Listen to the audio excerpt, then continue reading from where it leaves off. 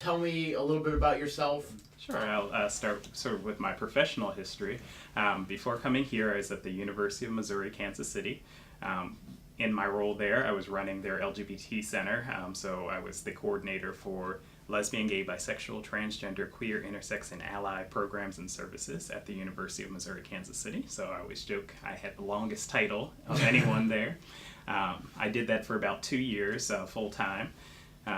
Again, very similar to the work that I'll be doing here, where I was working directly with students as well as faculty, staff, and community members to increase the awareness about the LGBTQIA community on campus, as well as make it campus as supportive and welcoming to all types of diversity, but particularly diversity in terms of sexual orientation, gender identity, and biological sex in the case of the intersex community. Prior to that, I was working at the University of Nevada, Reno, where I worked at the Center for Student Cultural Diversity. And there I was the program organizer for the Pride Collaborative. Again, doing similar work with the LGBTQIA community, but there I also served as primary coordinator for the African American student populations on campus, as well as religious minorities, particularly focusing on the Jewish and Muslim student population. And I did some work with gender equity, particularly with women's equity on campus. All right. One of the things that Towson is doing this year to kind of expand their LGBT community and work with that set of students is the introduction of gender-neutral housing. Mm-hmm. And so what's kind of your take on that, and have you had any experience with that in the past? Gender neutral housing is one of the things that's recommended as best practices for making a campus supportive of all students, but in particular transgender students. Gender neutral housing is still a relatively new phenomenon across the country. Very few campuses have gender neutral housing. However, the campuses that have implemented it have shown great success in terms of making their transgender students and students as a whole feel more welcome in the residence halls. What are you hoping to do in just maybe not even necessarily like just this semester, just this year, but maybe a couple years down the line that you think that Towson can improve on to make the environment better for the LGBT community? Well, certainly I'd like to see our student organizations grow. They've had great success in the past, and I've been very pleasantly surprised with the fact that there are so many LGBT student organizations, but there is room for growth. This is a campus of 22,000 plus students, plus of course faculty, staff, community members that interact. So I'd like there to be a growth within the student organizations, not only in terms of the numbers, but also the scale and number of programs in which they are able to do during the year.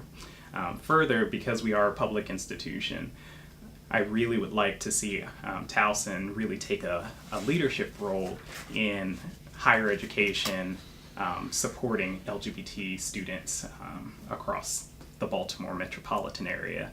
My predecessor, Marin Greathouse, sort of started that cycle whereby there was the establishment of Be More Proud, so it's a network of LGBTQIA supporters in higher education on the various campuses of the colleges and universities in the Baltimore metro area.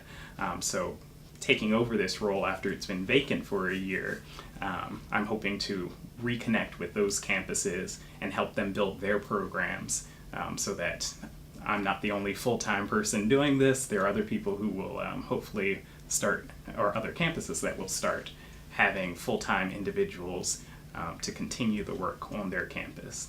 And even though like there's plenty of LGBT organizations on campus that students can join, what do you think is something that like they're still facing as a challenge, not only on Towson's campus but other campuses across the country? Certainly, even though policies may be in place, which is an amazing thing to protect people based on their sexual orientation and hopefully gender identity and expression coming soon, one of the things that's a challenge is the difference between a policy being in place and an actual environment being truly supportive. So, for example, someone who may be employed at a particular institution may be protected under non-discrimination policy, but they may still face harassment, discrimination, and ultimately be fired, not directly connected to being LGBT in terms of what's documented, but the reality being that that is the reason that they're facing those challenges. So it's really helping align the policies with reality of what's happening on campus. And when you said that, like aligning the policies with reality, so what do you think that reality is on Towson's campus? Generally, it is a supportive campus. The students have shared that. Obviously, there have been some challenges, particularly in the past year, but moving forward, the hope is that some of those larger challenges that have happened in the past will have been a learning experience for all of campus, and hopefully moving forward, all of that will shift so that it goes from being a place that is positive most of the time to really a welcoming, supportive place all of the time. It becomes part of the campus culture. In the upcoming, especially, I mean, we talked about the long term, but let's say like this year specifically, is there anything like you really want to get done in this specific year?